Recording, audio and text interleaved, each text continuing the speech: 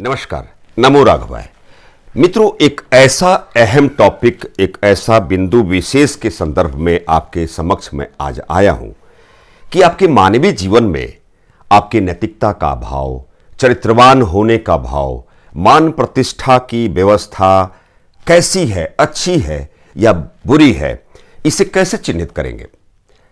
बड़ा ही शानदार टॉपिक है। एस्ट्रोलॉजी की जानकारी आपको यदि नहीं भी है, मेरी बातों को सुनते हुए आपको जानकारी होती हुई उस प्रतीत काल में आप प्रवेश करेंगे। बड़ा ही मुख्य बिंदु विशेष के रूप में आज मैं आपके सामने आया हूं कि आपकी जन्म कुंडली में देवताओं के गुरु बृहस्पति किस भाव में है और उसका रिजल्ट, उसका इंपैक्ट आपको मानवीय जीवन में किस प्रकार का प्राप्त होना है। बड़ा ही सामान्य सा कथन है। थोड़े समय के लिए इस वीडियो को वॉच करेंगे तो आप अपनी जन्मपत्रिका में, अपने परिवार के बैकग्राउंड में जो भी लोग हैं, उनकी जन्मपत्रिका में देवताओं के गुरु बृहस्पति किस भाव में, किस हाउस में विराजमान है और उसका इंपैक्ट कैसा होना है, नेगेटिव या पॉजिटिव कैसा इंपैक्ट होना है, इससे रूबरू मैं आपको कराने वाला हूं।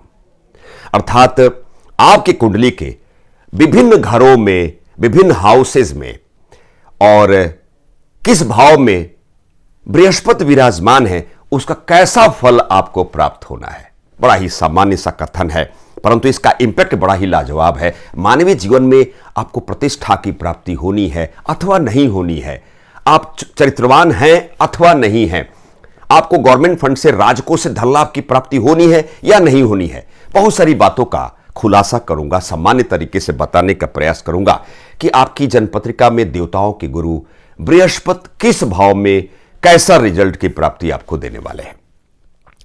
फर्स्ट हाउस, पहला भाव, जो संपूर्ण आपके व्यक्तित्व की स्ट्रक्चर को इंडिकेट करता है, आपकी सोच, आपकी मन स्थिति, आपका व्यक्तित्व कैसा है, फर्स्ट हाउस से जानकारी हो जाती है। यदि देवताओं के गुरु बृहस्पति पहले भाव में विराजमान है तो विद्वान इंसान है। नैतिकता अर्थात एथिकल मोरल वैल्यू का इंटरप्रिटेशन आपके व्यक्तित्व में गजब का, लाजवाब तरीके से है। सुचरित्रवान है, चरित्रहीन लोगों को पसंद नहीं करते हैं। धर्मशास्त्री भी हैं। विद्वान होने का तात्पर्य है कि आपकी एकेडमिक क्वालिफिकेशन, बैकग्राउंड सामान्य स्तर की नहीं रहनी है।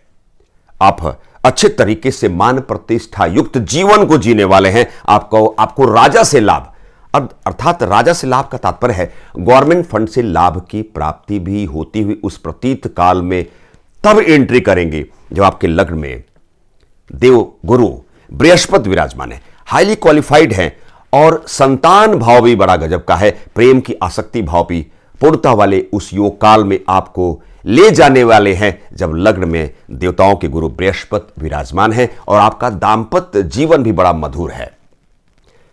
तात्पर्य यही है कि फर्स्ट हाउस में बृहस्पति विराजमान है तो जीवन बड़ा सुंदर है, शानदार है और राजयोग को परिलक्षित करने वाले उस दशा काल, जब देवताओं के गुरु की दशा चलेगी, महादशा अंतरदशा काल में वह फुलफिलमेंट करने वाले हैं। अगले चरण में आते हैं। यदि आपकी जन्म कुंडली में या आपके पारिवारिक बैकग्राउंड में सेकंड हाउस में बृहस्पति है, सेकंड हाउस कुटुंब, कुल, खानदान का भाव कैसा है, इसकी जानकारी हो जाती है। धन का संप्रेषण कैसा है, धन का भाव कैसा है, इसकी जानकारी हो जाती है। और एक सबसे इंपॉर्टेंट बात है कि यदि बृहस्पति सेकंड हाउस में विराजमान है तो उससे बेहतर भाव जन्म कुंडली में कहीं और नहीं है।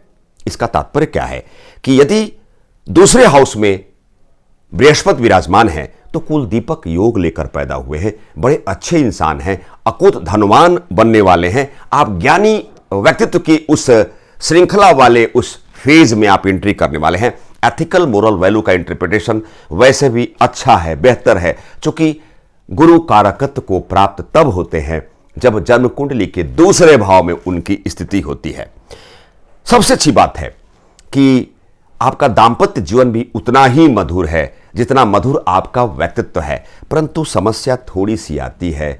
आपका उदर का विकार का समागम योग बनता हुआ प्रतीत भी होता है जब सेकंड हाउस में देवताओं के गुरु बृहस्पति विराजमान है।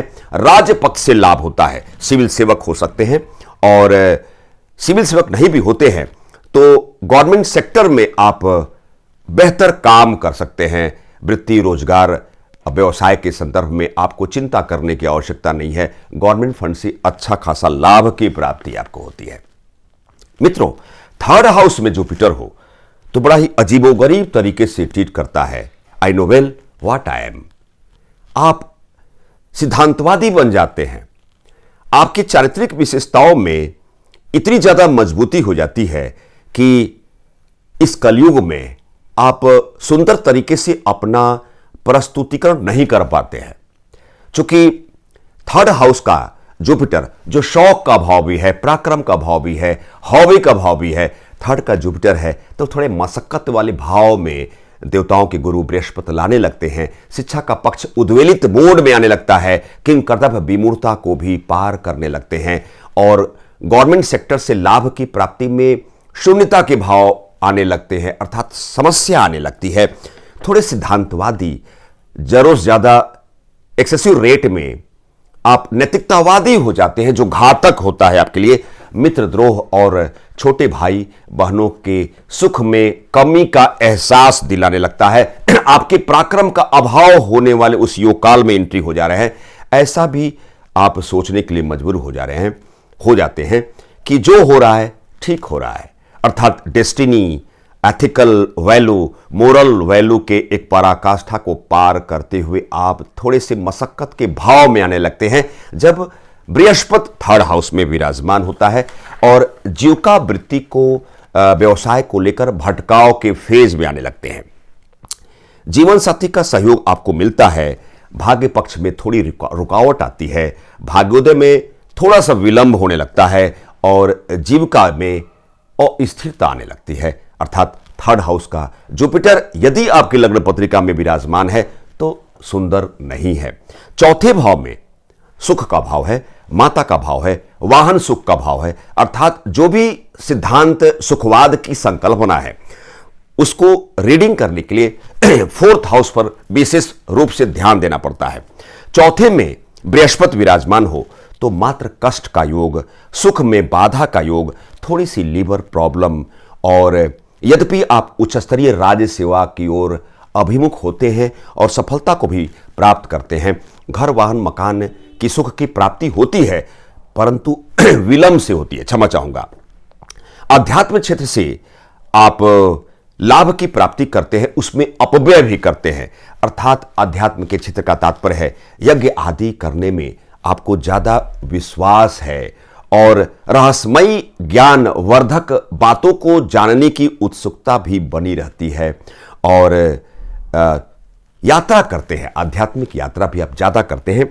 यदि आपके जन्म कुंडली में चौथे हाउस में देवताओं के गुरु बृहस्पति विराजमान है, यदि पंचम भाव में देवगुरु बृहस्पति हैं तो संतान प्राप्ति में बाधा, विलंब होती है। प्रेम की आसक्ति को लेकर थोड़े से चिंतित रहते हैं परंतु सफल हो जाते हैं। भाग्यशाली हैं यदि पंचम भाव में देवताओं के गुरु बृहस्पति विराजमान है। लाभ के स्रोत के रूप में एक बहुआयामी प्रोसेस का इस्तेमाल करते हैं। तात्पर्य है कि कई तरीके से आप लाभ की प्राप्ति करते हैं और बड़े अच्छे इंसान हैं, किसी को धोखा नहीं देते और गलत लोगों को पसंद भी नहीं करते। यदि आपकी जन्मपत्रिका के पंचम भाव, पांचवा हाउस में, फिफ्थ हाउस में बृहस्पति विराजमान है, छठे भाव में यदि बृहस्पति विराजमान है तो प्रतियोगी परीक्षा से आपको सफलता की प्राप्ति अवश्यंभावी रूप से होती है और जन्म स्थान से दूर चले जाते हैं और कुटुंब कुल खानदान की विरासत को, बैकग्राउंड को बहुत सुंदर तरीके से बढ़ाने में आप निपुण हैं। छठे भाव का बृहस्पति एक मामले में गड़बड़ है, उदर विकार, लीवर संबंधी समस्या देने के लिए आपको मजबूर करता है। छठे भाव में बृहस्पति हो, यदि आपके सेवेंथ हाउस में बृहस्पति विराजमान हो तो अच्छे इंसान तो हैं ही और आपकी हॉबी और शौक के भाव में एक मोरल वैल्यू का इंटरप्रिटेशन बहुत ज्यादा है। साधु संत के सेवा में तल्लीन रहते हैं और ऐसे लोगों को पसंद भी करते हैं और धार्मिक व्याख्यान में भी आपको जानने की जिज्ञासा बनी रहती है। भगवान के अस्तित्व के बारे में भी आप अपना अच्छा समय देने के लिए मशगूल रहते हैं। अर्थात यदि आपके सातवें हाउस में देवगुरु बृहस्पति विराजमान है तो यह भी बेहतर माना जाता है। क्योंकि केंद्र का भाव सप्तम हाउस है, आपकी जीवन साथी बड़ी अच्छी होती है और सुचरित्रवान पति या पत्नी की प्राप्ति, आपके लाइफ पार्टनर बड़े अच्छे होते हैं। आठवां रहस्य का भाव है और मृत्यु का भाव है। रहस्यात्मक तरीके से यदि अष्टम रहस्य भाव में बृहस्पति विराजमान है तो पहली बात कि आपको अपव्यय करने का जो योग काल में आने का अवसर भी मिलता है, तो बिल्कुल असुरी स्वभाव से दूर होने की कोशिश करते हैं, भोग विलासता की उन्मुखता के भाव से काफी दूर होने लगते हैं, स्पिरिचुअल पावर आपके अंदर समाहित होने लगता है और आध्यात्मिक क्षेत्र में आप रमने लगते हैं। यदि आठवें विराजमान है तो सबसे अच्छी बात है कि गवर्नमेंट फंड से भी अचानक आपको लाभ की प्राप्ति होती है। आप प्रतियोगी परीक्षा में लगे हैं, सफलता नहीं मिल रही है और इंस्टिंक्ट मोड में अचानक आपको सफलता की प्राप्ति होती है, क्योंकि अष्टम का बृहस्पति रहस्यमयी होता है और सुख में वृद्धि का भी कारण बनता है। आठवां भाव का बृहस्पति को आप बुरा न माने, खराब न माने, क्योंकि बहुत सुंदर तरीके से अचानक आपको लाभ की प्राप्ति, आपके जीवन में सुंदरीकरण की प्राप्ति का रीजन बनता है। यदि नाइन्थ हाउस जो भाग्य का भाव है, अध्यात्म का भाव है, यदि बृहस्पति वहां विराजमान है तो आपका व्यक्तित्व बड़ा शानदार है, सुंदर है, भाग्यशाली हैं और समुद्र पारी यात्रा भी करने लगते हैं और आपकी शौक में देवगुरु बृहस्पति अर्थात एथिकल वैल्यू का इंटरप्रिटेशन आने लगता है। और सबसे अच्छी बात है कि आपके संतान बड़े अच्छे होते हैं, आप प्रेम भी करते हैं तो कुशल, अच्छे और सुचरित्रवान लाइफ पार्टनर की तलाश में आप प्रेम संबंध के स्थापन से विवाह भी कर डालते हैं। बड़ा ही शानदार भाव है नाइन्थ हाउस, आध्यात्म का भाव और आध्यात्म का कारक भी देवगुरु बृहस्पति यदि नाइन्थ के रिलेशन बनाए हैं, सब कुछ प्राप्त हो जाता है आपको इस मानवीय जीवन में जिसकी तलाश में आप लगे हुए हैं। जो आपका लक्ष्य है वह सबको व्यवहारिक स्तर पर प्राप्त होता हुआ नजर आता है। दसम भाव जीविका का, राज्य का, वृत्ति का, पिता का, कर्म का भाव। बृहस्पति का एक स्वभाव है, मैं जहां रहूंगा उसको पीड़ित करूंगा। दसम भाव का बृहस्पति यदि है तो सबसे अच्छी बात है, कुल खानदान के बैकग्राउंड को मजबूती से आप पेश करने के लिए ललायित रहते हैं और व्यवहारिक स्तर पर उसे कर भी डालते हैं और राजकोष से, राजकीय सेवा से आपको लाभ की प्राप्ति होती है। और सबसे अच्छी बात है कि माता का, वाहन का सुख बड़ा ही शानदार मिलता है, यद्यपि पेट का हिस्सा कमजोर हो जाता है और ननिहाल मामा भाव से, अर्थात मामा भाव ननिहाल भाव की बात करते हैं तो छठे भाव की बात होती है, वहां से दुराव होने लगता है, थोड़ी दूरी बनने लगती है। यदि देवगुरु बृहस्पति दसम भाव 10th हाउस में विराजमान है तो ऐसा लक्षण आने लगता है। 11th हाउस बड़ा ही शानदार भाव, रिसोर्स ऑफ इनकम कैसा है, यदि 11th के बृहस्पति विराजमान है तो आपके पराक्रम में अच्छी वृद्धि होती है, रिसोर्स ऑफ इनकम में अच्छे कार्य से लाभ की प्राप्ति करते हैं। किसी को शिक्षा देना, धार्मिक और आध्यात्मिक कार्य में निपुण होना और ऑडिट फील्ड में भी आप अच्छा कर सकते हैं। अर्थात 11th का बृहस्पति बहुत अच्छे होते हैं, आपके संतान बड़े अच्छे होते हैं, आपका जीवन संगनी या जीवन साथी बहुत अच्छा होता है, बड़ा बेहतर तालमेल बना रहता है। 11वें के देवताओं के गुरु बृहस्पति विराजमान है, मैं उसे बुरा नहीं मानता, अच्छा मानता हूं। 12th हाउस जो व्यय का भाव है, हानि का भाव है, विदेश का भाव है। अगर 12वें बृहस्पति विराजमान है, आखिरी में एक लाइन में अवश्य भावी रूप से बोलूंगा, जीवन काल यदि आपके लग्न से 12वें बृहस्पति विराजमान है, 12th हाउस में विराजमान देवगुरु बृहस्पति है, तो आपके जीवन में कभी भी अपशकुन कार्य नहीं होना है और ऐसी समस्या का आगमन कतई नहीं होना है जिसका समाधान मानवीय जीवन में मनुष्य के पास न हो। बड़ा ही शानदार होता है। लग्न से ठीक 12वां भाव व्यय हानि भाव, वहां का बृहस्पति बहुत ही शानदार होता है और शुभत्व कार्य में ही आपके व्यक्तित्व, आपके अर्थ पैसे का अपव्यय कराता है, सुंदरीकरण वाले उस व्यवस्था में आपको प्रवेश कराता है। और कभी कभार ऐसा भी होता है कि 12वें के बृहस्पति हैं तो आप शिक्षा लेने के लिए आप विदेश गमन भी करते हैं। मित्रों, यदि बृहस्पति कमजोर हैं तो मेरे उपचार करने का जो प्रोसेस है बिल्कुल अलग है।